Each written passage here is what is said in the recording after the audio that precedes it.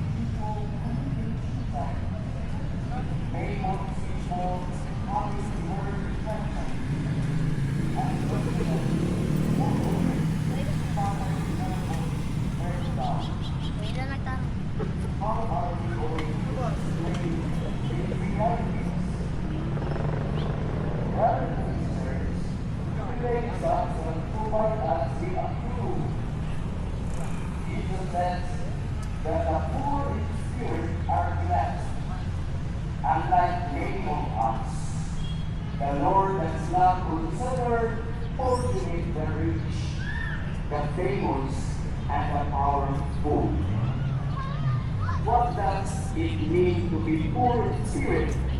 Who are people in spirit?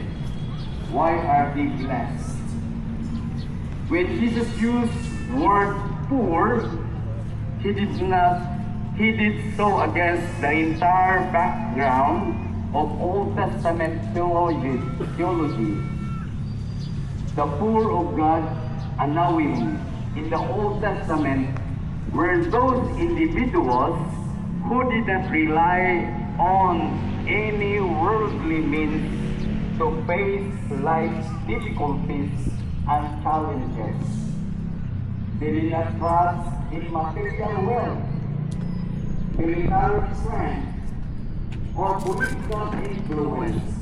Rather, they depended solely on God to provide and nourish them, protect and support them, guide and lead them through life. The first reading says that these people were humble and lowly, and they took refuge in the name of the Lord. For Jesus, therefore, the poor in spirit are those people who know their need for God. They are the ones who understand that apart from God, they can do nothing. They are those who recognize that God is the creator of all things, and that is God.